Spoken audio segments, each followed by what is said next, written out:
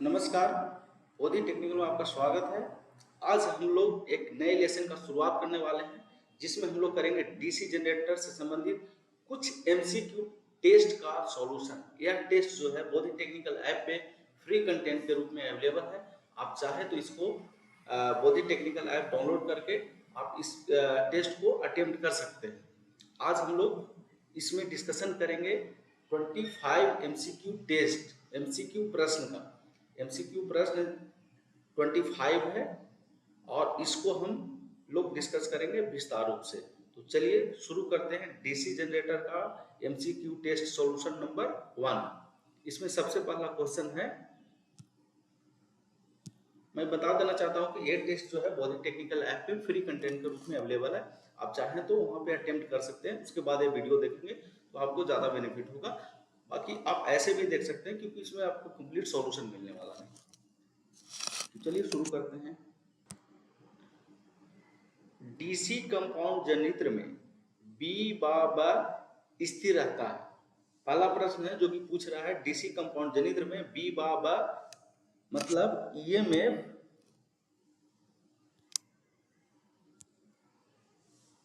B bar मतलब होता है E M F, electromotive force.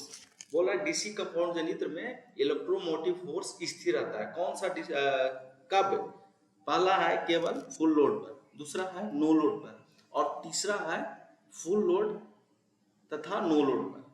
तो इसका आंसर है सी, फुल लोड एवं नो लोड पर। मैं बता देना चाहता हूं कि डीसी कंपाउंड की बात कर रहा है तो डीसी कंपाउंड जो होता है आप ऐसे समझेंगे, वो दो प्रकार का होता है। एक होता है डिफरेंशियल, और दूसरा होता है कम्युलेटिव। ठीक है, तो इसमें डिफरेंशियल में तो नहीं होता है, कम्युलेटिव में होता है। कम्युलेटिव भी जो होता है वो होता है तीन प्रकार का। एक होता है लेवल कंपाउंड, एक होता है ओवर कंपाउंड और तीसरा जो होता है अंडर कंपाउंड होता है। ठीक है, एक क्या हो गया लेवल कंपाउंड, ओवर कंपाउंड और अंडर कंपाउंड। तो जो लेवल कंपाउंड है ना, लेवल कंपाउंड का जो आउटपुट होता है और नो लोड और फुल लोड पर जो होता है वो स्थिर होता है, वो बदलता नहीं है। इसमें आंसर इसलिए इसमें पूछा क्योंकि यहाँ पे डीसी कंपाउंड की बात कर रहा है, नहीं तो डिफरेंशियल कंपाउंड की बात कर रहा है, नहीं तो आपका ओवर कंपाउंड की बात कर रहा है, सिर्फ डीसी कंपाउंड। तो डीसी कंपाउंड में एक ही जनरेटर जो है, एक जनरेटर जो है लेवल कंपाउंड जो जनरेटर है वो उसका जो आउटपुट होता है फुल लोड और नो लोड पे जो है दोनों पर स्थिर रहता है, ये बदलता नहीं है। इसका जब कैरेक्टरिस्टिक आप देखेंगे, जब आप इसका थ्योरी में आप देखेंगे, थ्योरी का वीडियो देखेंगे तो उसमें आपको पता चलेगा इसका जो कैरेक्टरिस्टिक है वो लो लोड और फुल लोड पे बदलता नहीं है। बाकी इसका भी बदलता है, इसका भी बदलता है और इसका भी बदलता है। मतलब डिफरेंशियल कंपाउंड का भी फुल लोड और नो लोड पे जो है आउटपुट बदलता है, ओवर कंपाउंड का भी बदलता है और इसका अंडर कंपाउंड का भी बदलता है, लेकिन लेवल का नहीं बदलता। अब इसमें थोड़ा सा कंफ्यूज नहीं होना है क्योंकि डीसी कंपाउंड की बात कर रहा है कोई। ठीक है, तो ऐसे समझ सकते हैं कि जैसे लेवल कंपाउंड है उसका फुल लोड पर तो स्थिर रहता भी है, नो लोड पर भी स्थिर रहता है। तो इसका आंसर हम करेंगे सी, दोनों पर होता है, फुल लोड तथा नो लोड दोनों पर स्थिर रहता है। ठीक है, चलिए अगला प्रश्न देखते हैं।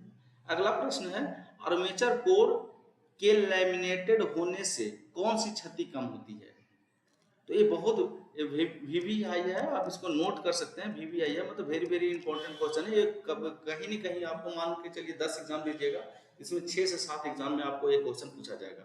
ये प्रश्न ऐसा है, इतना इंपॉर्टेंट है कि 10 में से 6 एग्जाम जो होगा उसमें से आपको पूछा जाएगा। तो इसका आंसर होता है eddy current loss, eddy current loss. इसको आंसर जो है, इसका आंसर है एडी करंट धारा, सॉरी एडी करंट लॉस। क्योंकि कोर कलेमिनेशन का एक ही रीजन है कि वो एडी करंट लॉस को कम करता है, ताम्र हानि को कम नहीं करता है, यांत्रिक क्षति को कम नहीं करता है, और ये तो आंसर होगा ही नहीं। ठीक है, तो इसका आंसर होगा एडी करंट लॉस, एडी धारा क्षति। इसका आंसर होगा ए। चलिए अब नेक्स्ट हम देखते हैं। नेक्स्ट है निम्न में से किस सिद्धांत पर डीसी जनरेटर कार्य करता है? ये भी वीवीआई आपका है, वीवीआई है। इसको भी आप नोट कर सकते हैं, ये भी काफी पूछा जाता है। ये जो जनरेटर और मोटर जो होता है ना, generator, motor, transformer, induction motor, आपका अल्टरनेटर, जितना भी है ना, फ्राडे का विद्युत चुंबकीय प्रेरण सिद्धांत पे काम करता है। फ्राडे लॉ ऑफ इलेक्ट्रोमैग्नेटिक इंडक्शन पे काम करता है। अगर इंग्लिश में पूछा जाए, कहीं इंग्लिश में ऑप्शन है, तो फ्राडे लॉ ऑफ इलेक्ट्रोमैग्नेटिक इंडक्शन पे काम करता है। ठीक है, तो इसका आंसर है। अब आप जानना चाहते हैं कि फ्राडे लॉ ऑफ इलेक्ट्रोमैग्नेटिक इंडक्शन क्या है, तो ये आप थ्योरी वाला जो वीडियो है वो उसको आप देख सकते हैं, उसमें विस्तार से बात किया गया है कि विद्युत चुंबकीय फैराडे का विद्युत चुंबकीय प्रेरण सिद्धांत क्या है। चलिए अभी इसमें हम लोग सिर्फ बात करेंगे, बहुत ज़्यादा डिटेल में नहीं जाएंगे, क्योंकि अगर जाएंगे तो ये वीडियो जो है काफ़ी लंबा हो जाएगा। ठीक है, तो चलिए अब नेक्स्ट प्रश्न पे चलते हैं। नेक्स्ट प्रश्न 4, इसमें चुनना है सही कथन चुनना है कि सही कथन क्या है। तो सबसे पहला जो कथन है, सीरीज जनित्र को बिना लोड संयोजित किए नहीं चलाना चाहिए। ठीक है, ये आंसर ठीक है। सीरीज जो जनित्र होता है उसका बिना लोड संयोजित किए नहीं चलाना चाहिए, मतलब नो लोड पे उसको ऑपरेशन नहीं करना है। ठीक है, अब ध्यान रखिएगा, सीरीज जनित्र को या सीरीज जनरेटर को और या सीरीज मोटर को कभी भी आप लोड पे ऑपरेट नहीं कर सकते हैं। ठीक है, उसको लोड पे डालकर ही ऑपरेट करना है। नेक्स्ट देखते हैं नेक्स्ट कथन क्या है। नेक्स्ट कथन है, सीरीज जनित्र लोड बढ़ाने से सीरीज जनित्र लोड बढ़ाने से जनित्र का टर्मिनल वोल्टेज घटता है। ये भी सही है, ये भी सही है। अगर सीरीज जनित्र कोई भी जनित्र है, उसका जब आप लोड बढ़ाएंगे ना तो उसका टर्मिनल वोल्टेज घटेगा। क्यों? क्योंकि क्या होता है ना, जैसे मान लीजिए ये है,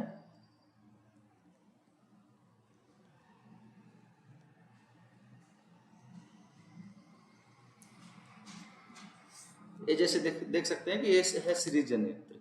ठीक है, सीरीज डीसी जनरेटर। तो जब आप इसको यहाँ पे आप लोड बढ़ा रहे हैं, मतलब टर्मिनल वोल्टेज बढ़ा रहे हैं, जैसी सॉरी लोड बढ़ा लगा रहे हैं, तो इसमें क्या होगा, करंट फ्लो करने लगेगा। क्या करेगा? करंट फ्लो करेगा। जैसे करंट फ्लो करेगा, इसके फील्ड में जो है ना, ये वोल्टेज क्या होगा, ड्रॉप करेगा। वोल्टेज क्या होगा, ड्रॉप कर देगा। मतलब मान लीजिए इसका करंट आई है, तो इसमें जो है आई और आई ए सी का sorry R A C voltage drop हो जाएगा। मतलब यहाँ पे जो टर्मिनल पर जो वोल्टेज मिल रहा है वो क्या होगा, इसमें ड्रॉप होने के बाद और ब्रश में ड्रॉप होने के बाद और आर्मेचर में ड्रॉप होने के बाद, मतलब 3 जगह ड्रॉप हो जाएगा। ब्रश में हो जाएगा और आर्मेचर में होगा, तीनों जगह ड्रॉप होने के बाद टर्मिनल पर वोल्टेज मिलेगा। मतलब अगर जैसे ही लोड बढ़ाते हैं तो सीरीज मोटर का जो टर्मिनल वोल्टेज है कम जाएगा। ठीक है, तो ये भी कथन सही है। हाँ, ये जो है शंट के लिए और लेवल कंपाउंड के लिए नहीं होता है। शंट में जो होता है ना, जब आप लोड बढ़ाएंगे ना तो हल्का घटता है, जिसको निग्लिजिबल माना जाता है। ठीक है, शंट डीसी शंट जनरेटर में जब आप लोड बढ़ाते हैं तो उसका जो टर्मिनल वोल्टेज है बहुत कम घटता है। उसी प्रकार से कम्युलेटिव कंपाउंड का एक प्रकार है लेवल कंपाउंड डीसी जनरेटर, उसमें भी उसका टर्मिनल वोल्टेज बहुत कम मतलब घटता है।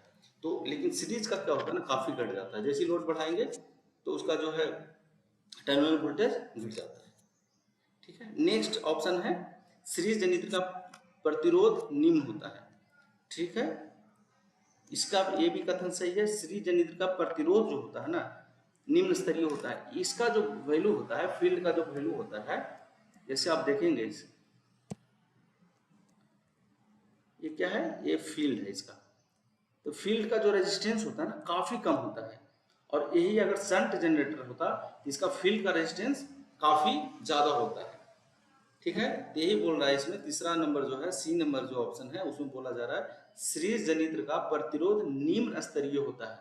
ठीक है, इसका प्रतिरोध निम्न स्तरीय होता है, इसलिए इसका जो आंसर होगा ना वो होगा डी, क्योंकि चारों कथन सही है। ठीक है, चलिए नेक्स्ट वीडियो पे चलते, नेक्स्ट प्रश्न पे चलते हैं। निम्नलिखित किस कारण के उपरांत किसी जनरेटर के ब्रशेस का वोल्टेज ड्रॉप बढ़ जाएगा। इसमें बोल रहा है, मान लीजिए हम एक सीरीज जनरेटर बना रहे हैं। ठीक है, एक सीरीज जनरेटर बना रहे हैं।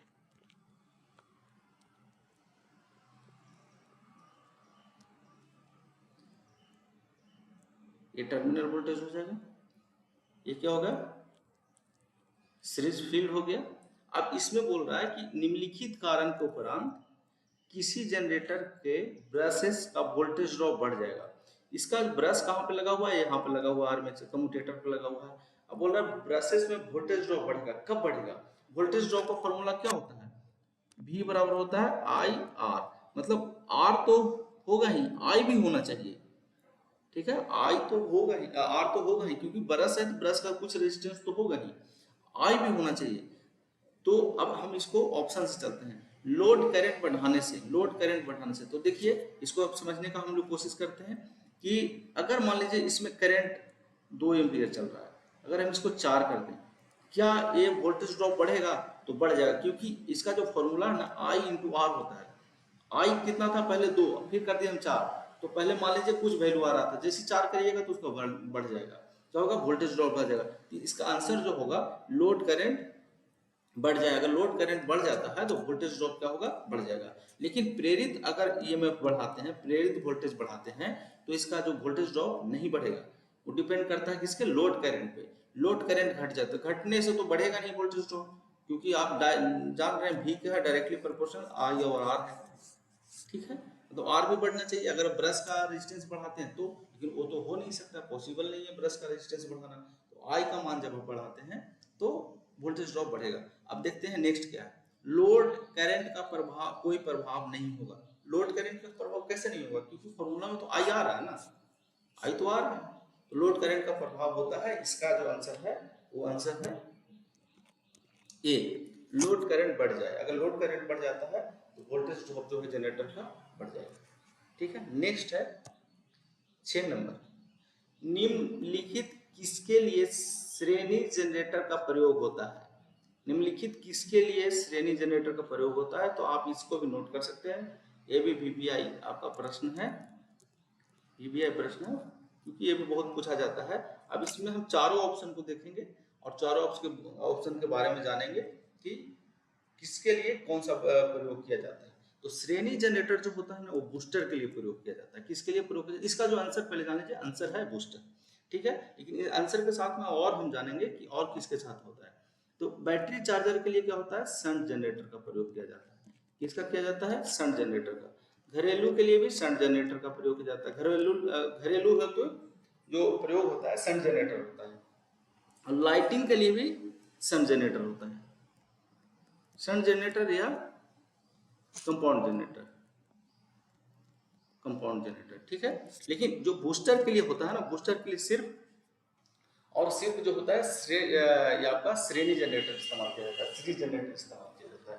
तो इसका जो आंसर होगा बूस्टर। लेकिन अलावा जो इसके अलावा जो है आप ये भी नोट कर सकते हैं, ये जो है आपको नोट करना चाहिए, ठीक है, कि बैटरी चार्जिंग के लिए शंट डीसी शंट जनरेटर का उपयोग किया जाता है। चलिए नेक्स्ट प्रश्न पे चलते हैं लोग।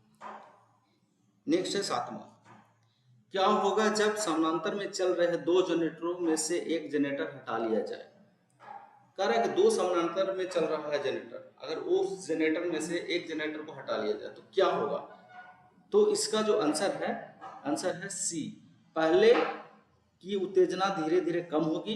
पहला जो जनरेटर था उसका उत्तेजना धीरे धीरे कम होगी और दूसरे की उत्तेजना जो है धीरे धीरे बढ़ेगी। इसका आंसर क्या है? सी।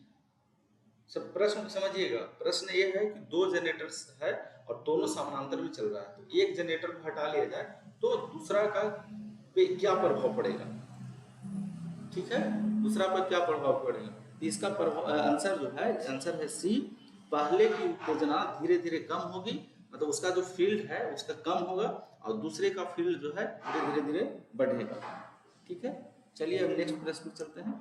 नेक्स्ट प्रश्न है, मुख्य चुंबकीय क्षेत्र पर आर्मेचर द्वारा स्थापित चुंबकीय क्षेत्र का प्रभाव कहलाता है, ठीक है। तो इसका आंसर है आर्मेचर रिएक्शन, आर्मेचर प्रतिक्रिया, आर्मेचर रिएक्शन बोला जाता है इसको, ठीक है। फिर से हम प्रश्न को समझिएगा, मुख्य चुंबकीय क्षेत्र पर आर्मेचर द्वारा स्थापित चुंबकीय क्षेत्र का प्रभाव क्या कहलाता है? जैसे आप इसको ऐसे समझ सकते हैं, ये क्या है, ये हो गया पोल, ये नॉर्थ पोल है और ये साउथ पोल है। इसमें क्या क्या हुआ था? बाइंडिंग किया हो रहता है, इसमें भी बाइंडिंग किया हो रहता है। यहाँ है आर्मेचर।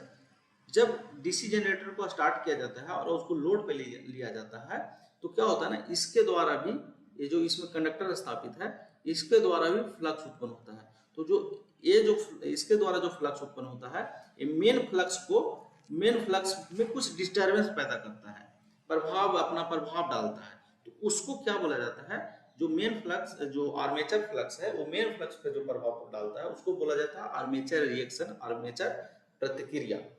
ठीक है, चलिए ठीक है, अब नेक्स्ट हम लोग देखते हैं। अब हम 9 नंबर प्रश्न, वे प्रभाव जो आर्मेचर प्रतिक्रिया के कारण जनित्र पर पड़ता है, वह प्रभाव जो आर्मेचर प्रतिक्रिया के कारण जनित्र पर पड़ता है क्या कहलाता है? तो नहीं, उससे क्या होता है, क्या कहलाता नहीं, उससे क्या होता है, क्या फर्क पड़ता है, क्या ये प्रभाव पड़ता है। ठीक है, देखिए प्रभाव की बात कर रहा है, क्या कहलाता है वो नहीं बोल रहा है। ठीक है, चलिए इसमें देखते हैं, मुख फ्लक्स की एक समानता नष्ट हो जाती है। तो इसमें क्या होता है, मुख फ्लक्स जो है उसका जो समानता जो है, जो सभी जगह, जैसे मान लीजिए ये मुख फ्लक्स था, इसमें ये मुख फ्लक्स था, तो इसका जो समानता है वो नष्ट हो जाता है, यूनिफॉर्म नहीं रह पाता, सभी जगह जो समान था वो नहीं रह पाता है, कहीं कम हो जाता है, कहीं ज्यादा हो जाता है।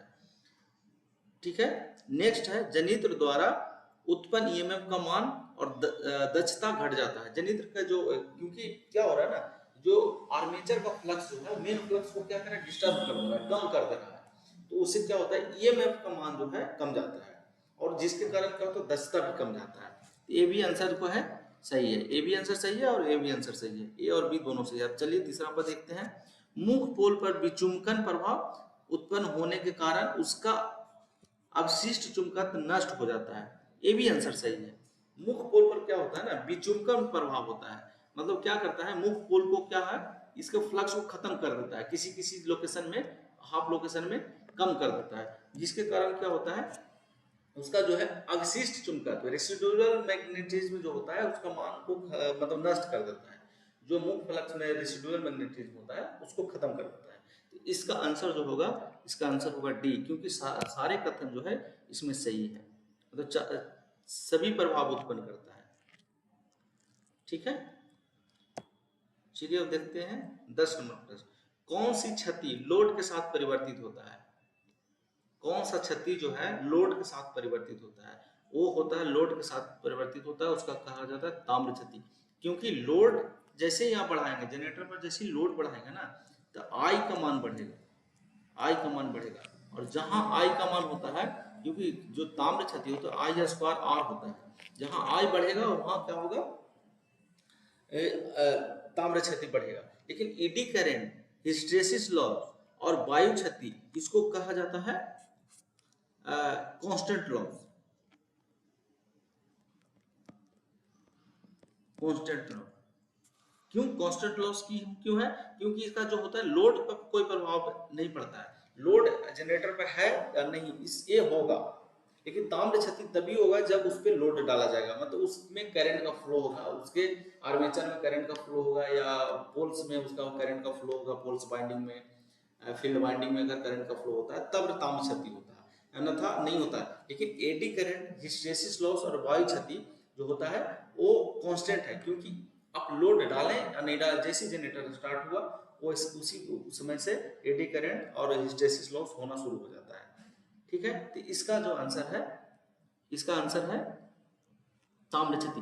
ताम्र क्षति को ओमिक लॉस भी बोला जाता है, क्या बोला जाता है, ध्यान रखिएगा, कहीं कहीं पूछा जाता है ताम्र क्षति को क्या बोला जाता है, तो ओमिक लॉस बोला जाता है। क्यों, क्योंकि ओम पे निर्भर करता है, ओम का मतलब रेजिस्टेंस पे निर्भर करता है। देखिए इसका फॉर्मूला क्या है, आई स्क्वायर आर है, आर का मतलब क्या, आर का मतलब ओम होता है, मतलब रेजिस्टेंस से निर्भर, रेजिस्टेंस से रिलेटेड है, इसलिए ताम्र क्षति को ओमिक लॉस भी बोला जाता है। कहीं कहीं ये आपका प्रश्न पूछा जा सकता है कि ओमिक लॉस किसको बोला जाता है।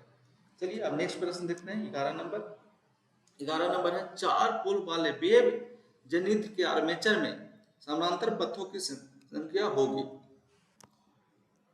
4 पोल वाले वेव गुंड जनित्र में आर्मेचर में समानांतर पथों की संख्या होगी। तो इसके लिए ज्यादा लॉजिक लगाने की जरूरत नहीं है, जब आपका लैप बाइंडिंग है और वेव बाइंडिंग है, ठीक है, तो लैप बाइंडिंग बराबर P बराबर होता है A, इसको ऐसे कर सकते हैं, A बराबर जो होता है मतलब P, पैरेलल पाथ कितना होगा, जितना पोल होगा, किसमें, लैप में, ठीक है। वेव में उल्टा होता है, वेव में होता है ए बराबर जो होता है हमेशा 2 होता है। ए बराबर क्या होता है, हमेशा 2 होता है। पोल्स की संख्या जितना भी हो उस पर निर्भर नहीं करता है। वेव बाइंडिंग में हमेशा जो होता है वो ए बराबर 2 होता है, मतलब पैरेलल पाथ हमेशा 2 होता है, ठीक है। तो इसका आंसर होगा ए। चलिए नेक्स्ट प्रश्न हम देखते हैं 12 नंबर। किस अवस्था पर दो अल्टरनेटर समानांतर में चलाया जाता है? किस अवस्था पर दो अल्टरनेटर समानांतर में चलाया जाता है? तो इसका आंसर है, आंसर हम लोग ढूंढने का कोशिश करते हैं। दो जनरेटर की वोल्टेज समान होनी चाहिए। तो ये फैक्ट है कि अगर दो जनरेटर को पैरेलल में चलाना तो उसका वोल्टेज जो है समान होना चाहिए, ठीक है। अगला देखते हैं, धन और धन से जुड़ा होना चाहिए और ऋण को ऋण से जुड़ा होना चाहिए। मतलब दो जनरेटर है, उसका पॉजिटिव का टर्मिनल पॉजिटिव से जुड़ा होना चाहिए और नेगेटिव का टर्मिनल नेगेटिव से जुड़ा होना चाहिए। ये भी इसका आंसर सही है। अगला जो ऑप्शन है, जनरेटर की क्षमता समान होनी चाहिए। तो ये भी इसका फैक्ट है कि अगर आप दो जनरेटर को पैरेलल में चलाना है तो उसकी क्षमता भी समान होनी चाहिए, ठीक है। इसलिए इसका आंसर जो होगा वो होगा डी। इसका आंसर क्या होगा, इसका होगा डी, इनमें से सभी, ठीक है। नेक्स्ट अब हम बात करते हैं 13 नंबर। डीसी जनरेटर में ध्रुव कोण से ध्रुव सु निम्नलिखित द्वारा अवध रहते हैं। मतलब ये बोल रहे हैं कि डीसी जनरेटर में ध्रुव कोण जो है, जैसे ये क्या है, पोल कोर है, और ये जो होता है इसे पोलसू होता है। ये क्या है, पोलसू है, ये पोलसू। तो ये बोल रहे हैं कि ये दोनों जो है आपस में कैसे जुड़े होते हैं, एक दूसरे से कैसे जुड़े होते हैं। तो इसका आंसर है शंकुघात पेच से। इसको कहीं कहीं लिखा हुआ होता है काउंटर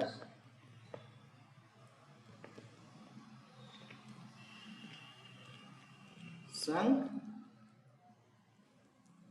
स्क्रू से। मतलब इसी को हिंदी में बोला गया शंकुघात पेंच से, मतलब काउंटर शंक स्क्रू से जुड़ा होता है। मतलब ये जो आपका दिख रहा है, ये जो पोल दिख रहा है, पोल कोर दिख रहा है, और पोल जो शू है, शू इसलिए नाम है क्योंकि देखिएगा इसका जो लुक है ना जूता का सोल के जैसा है, ठीक है, आगे निकला हुआ रहता है ना, उसी प्रकार से इसलिए पोल शू गया।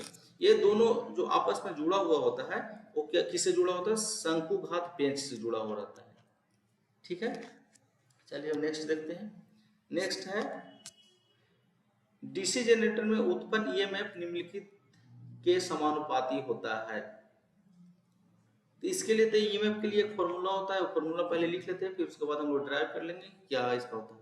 ईजी बराबर जो होता है फाइव जेड एन पी बटा 60 ए होता है, ठीक है। तो इसमें हम देखते हैं बोल रहा है क्या, फ्लक्स पर ध्रुव।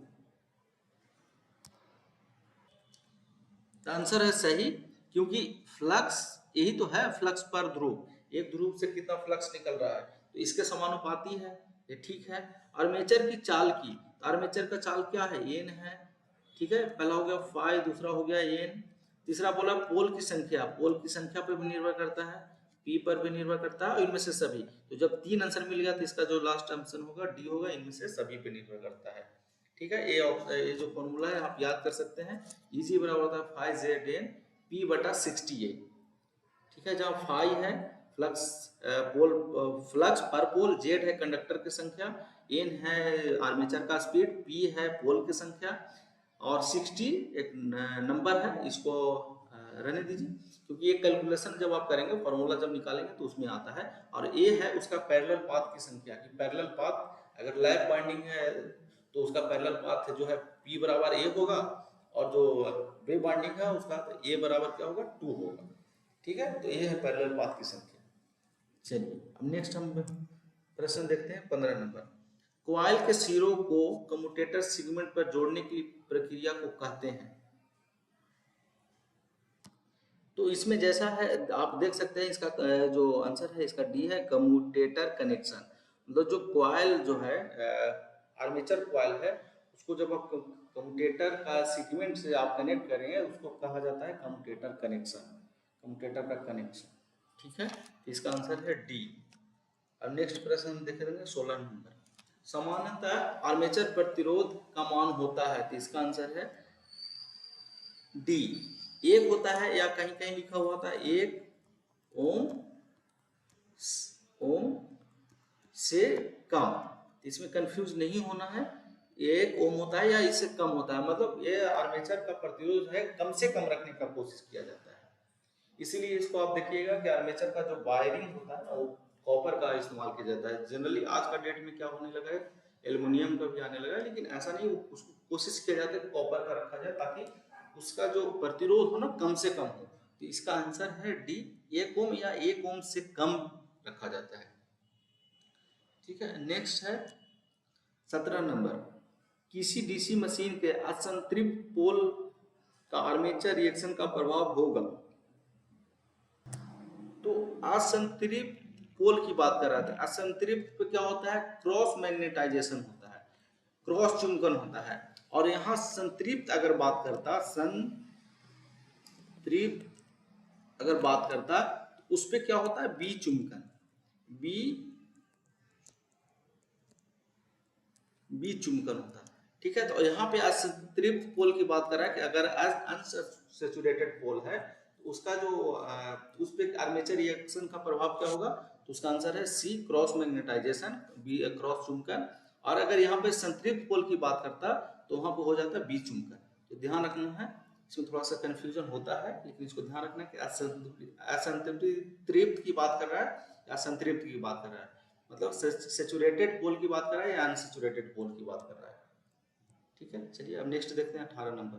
18 नंबर है आर्क वेल्डिंग का प्रयोग होने वाला जनरेटर, मतलब आर्क वेल्डिंग के लिए कौन सा जनरेटर प्रयोग किया जाता है। तो इसका आंसर एक्चुअली डी है, लेकिन हम इसका आंसर में क्या किए, सुधार कर दिए हैं, एक क्युमुलेटिव कंपाउंड नहीं हो करके डिफरेंशियल कंपाउंड होगा। इसको थोड़ा सा लॉजिक से समझने का कोशिश करते हैं, क्योंकि जब वेल्डिंग होता है ना, तो वेल्डिंग के लिए क्या होता है, आई का मान ज्यादा होना चाहिए, वेल्डिंग में जो है आई का मान ज्यादा होना चाहिए और वेल्डिंग में वी का मान कम होना चाहिए। तो इससे क्या होता है ना, जैसे ही आप इसको जब कनेक्ट करें, डिफरेंशियल कंपाउंड को जब कनेक्ट करेंगे वेल्डिंग से, तो क्या होता है ना, डिफरेंशियल में क्या होता है, वी कम जाता है, जिसके कारण क्या होता है, आई बढ़ जाता है। हमको आर्क वेल्डिंग में हमेशा आई करंट का ज्यादा चाहिए, मतलब करंट का मान ज्यादा चाहिए, उनको वेल्डिंग करना है। देखिएगा जब वेल्डिंग जो मशीन से होता है, उसका जो वायर इस्तेमाल किया जाता है, केबल जो इस्तेमाल किया जाता है, मोटा इस्तेमाल किया जाता है, क्यों, क्योंकि उसका करंट का फ्लो ज्यादा होता है, और जिसके कारण हमको वहाँ पे वी का मान कम चाहिए। कहीं कहीं अगर पूछा जाता है कि वेल्डिंग में इस्तेमाल जब होता है, वेल्डिंग जब किया जाता है, तो वहाँ आई का मान क्या होता है, ज्यादा होता है या कम होता है, तो इसका आंसर होता है ज्यादा। ध्यान रखिएगा इस चीज को, इसलिए ये आंसर कम्युलेटिव नहीं होकर के यहाँ पे होगा डिफरेंशियल कंपाउंड, क्योंकि डिफरेंशियल कंपाउंड को जैसे ही लोड पे लेंगे ना, तो इसका भी का मान कम हो जाता है और आई का मान बढ़ जाता है। ठीक है, इसलिए आर्क वेल्डिंग में प्रयोग होता है डिफरेंशियल कंपाउंड जनरेटर। चलिए ठीक है, इसका ऑप्शन जब आप टेस्ट अटेम्प्ट करेंगे तो उसको सुधार किया हुआ है, तो इसमें कोई दिक्कत नहीं होने वाला है। अब 19 नंबर प्रश्न है, शॉर्ट कंपाउंड जनरेटर एक प्रकार का डीसी जनरेटर है। चलिए आंसर से ऑप्शन से देखते हैं। शॉर्ट खुला कंपाउंड जनरेटर एक प्रकार का डीसी जनरेटर है, नहीं, खुला कोई टाइप नहीं है जनरेटर का, श्रेणीबद्ध भी कोई टाइप नहीं है जनरेटर का, शंट हो सकता है, शॉर्ट शंट कंपाउंड जनरेटर एक प्रकार का डीसी जनरेटर है, इसका आंसर होगा सी। ठीक है, क्योंकि देखिए इसका कंप्लीट करिए, सेंटेंस कंप्लीट करिए, शॉर्ट शंट कंपाउंड जनरेटर एक प्रकार का डीसी जनरेटर है, ये बोल रहा है कि एक प्रकार का डीसी जनरेटर इसमें कौन सा है, खुला, श्रेणीबद्ध, शंट या सकारात्मक, तो इसका होता है शॉर्ट शंट कंपाउंड जनरेटर। ठीक है, तो इसका आंसर है सी।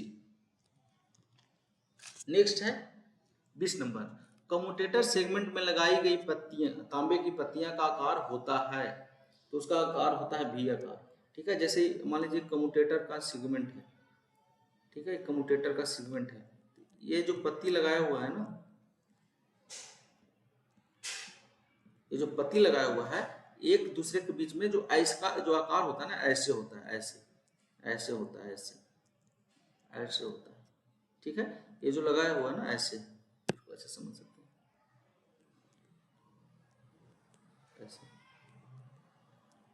ऐसे होता है, वी आकार का होता है। इसका आंसर है वी। चलिए नेक्स्ट नंबर है 21। रोटर शाफ्ट को सपोर्ट देने के लिए जिस वायरिंग का उपयोग किया जाता है वह सामान्यतः, सॉरी वायरिंग नहीं है, बियरिंग है। रोटर शाफ्ट को सपोर्ट देने के लिए जिस बियरिंग का उपयोग किया जाता है वो सामान्यतः होता है बॉल बेयरिंग। ठीक है, इसको थोड़ा सा ऐसे समझ सकते हैं कि जो मीडियम आकार का जो मशीन है ना, या डीजल इंजन हो या मोटर हो, उसमें बॉल बेयरिंग का इस्तेमाल किया जाता है। ठीक है, छोटा आकार होता है ना, उसमें बुश बेयरिंग का इस्तेमाल किया जाता है। देखिएगा छोटा छोटा डीसी मशीन होता है ना, डीसी मोटर, डीसी जनरेटर, उसमें बुश बेयरिंग होगा, उसमें बेयरिंग नहीं होगा, बुश टाइप का होगा। और नीडल बेयरिंग जो होता है ना, ये ट्रैक्शन में इस्तेमाल किया जाता है। किसमें? ट्रैक्शन में इस्तेमाल किया जाता है। ट्रैक्शन कहने का मतलब देखिएगा, रेल का जो इंजन बना होता है उसमें नीडल टाइप का बेयरिंग होता है, या उसका जो डब्बा है, बोगी है, उसमें जो बेयरिंग लगा होगा, कभी आप देखे होंगे तो वो बेयरिंग टाइप का ऐसा बना हुआ होता है, ऐसे बना होता है। ठीक है, ऐसे बना होता है।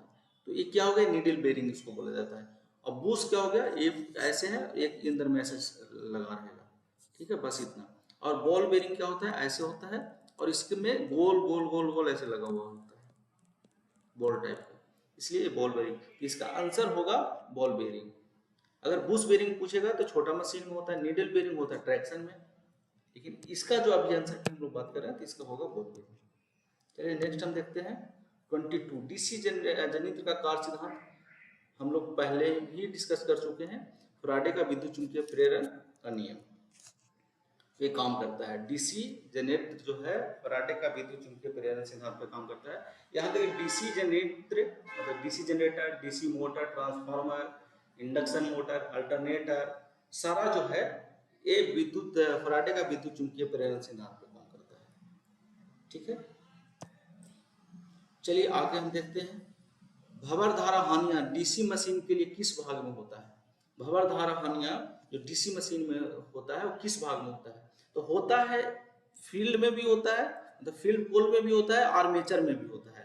लेकिन सबसे ज्यादा जो होता है ना, आर्मेचर में होता है।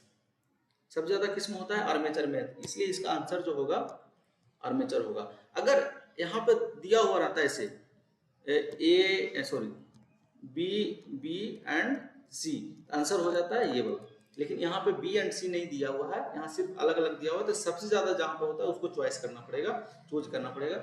इसलिए इसका आंसर है आर्मेचर। ठीक है, लेकिन होता है फील्ड कोर में भी, आर्मेचर कोर दोनों में होता है।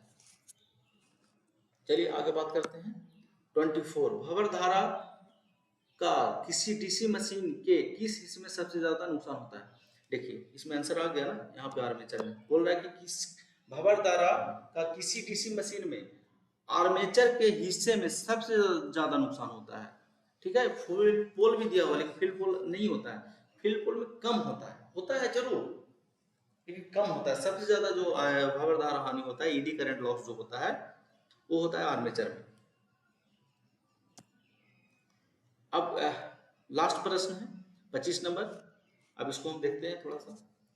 लगातार कार्य करने वाले डीसी जनित्र के इंसुलेशन प्रतिरोध का मान कम होने का कारण क्या है? बोल रहा है कि लगातार काम करना है उसका डीसी मशीन, डीसी जनरेटर, और उसमें इंसुलेशन कम हो गया, तो उसका क्या रीजन हो सकता है? तो उसका रीजन है, रीजन ढूंढ लेते हैं ऑप्शन से। कम्यूटेटर पर उचित सोल्डिंग नहीं किया जाना, नहीं ऐसा नहीं है। इसका आंसर है बी, आर्मेचर तथा रॉकर आर्म पर कार्बन चूर को जमा हो जाना। जब क्या होता है ना, ये बहुत देर चलता रहता है तो ब्रश देखिएगा, ब्रश जो इस्तेमाल किया जाता है वो कार्बन का इस्तेमाल किया जाता है। तो ब्रश घिस करके जो होता है ना, आर्मेचर उसका रॉकर आर्म जो होता है ना, उस पे उसका जो चूर्ण है वो आ जाता है, जिसके कारण क्या होता है, जब कार्बन आ जाएगा तो कार्बन क्या है? विद्युत का सुचालक है। कार्बन क्या है? विद्युत का सुचालक है। तो इससे कारण क्या होता है, इंसुलेशन प्रतिरोध जो होता है ना इसका डीसी जनरेटर का, वो कम हो जाता है। ठीक है, तो इसका आंसर है आर्मेचर तथा रॉकर आर्म का कार्बन चूर जमा हो जाना। ठीक है, चलिए आज का हमारा सेशन खत्म हुआ। अगर मेरे चैनल पर नए हैं तो सब्सक्राइब करिए, वीडियो को शेयर करिए, लाइक करिए, और बोधि टेक्निकल ऐप करिए। ये बोधि टेक्निकल ऐप पे ये वीडियो फ्री में अवेलेबल है, आप उसको डाउनलोड करके देख सकते हैं। और बोधि टेक्निकल पे एक कोर्स है जो कि आपको 9 रुपये में अवेलेबल है। ठीक है, वो है एक्चुअली 49 का, और ए ऑफ डिस्काउंट में 29 है। पर अगर अभी आप इस कोड को इस्तेमाल करेंगे, लिमिटेड समय के लिए कोड है, इस समय इस कोड को इस्तेमाल करेंगे वेलकम 20, तो आपको 20 रुपया डिस्काउंट हो जाएगा और ये मिलेगा आपको सिर्फ 9 रुपया में। जिसमें क्या क्या मिलने वाला है उसका हम बात कर लेते हैं। एमसीक्यू जो आपका प्रश्न है वो है 1000 है, एमसीक्यू टेस्ट कितना है 50 है, और टेस्ट वीडियो है लगभग 50। मतलब जब एमसीक्यू टेस्ट है तो उसी का सॉल्यूशन हम भी दे रहे हैं। मतलब इसमें एमसीक्यू जो टोटल प्रश्न है 1000 है, जिसको हम टेस्ट का फॉर्म बना दिए, 50 टेस्ट बना दिए हैं, चैप्टर वाइज टेस्ट है, ठीक है, चैप्टर वाइज टेस्ट है, और उसका सॉल्यूशन है, सिर्फ आपको मिलने वाला है 9 रुपये में। तो देख सकते हैं, इसके बाद भी एक दो कोर्स अवेलेबल है, उसको अगर अच्छा ये आपको अच्छा लगता है तो फिर उसको भी आप परचेज कर सकते हैं। तो चलिए आज वीडियो को यहीं पे समाप्त करते हैं, लेक्चर को यहीं समाप्त करते हैं। चलिए मिलते हैं हम नेक्स्ट लेक्चर में, डीसी जनरेटर का नेक्स्ट लेक्चर में। ठीक है, ओके, थैंक यू।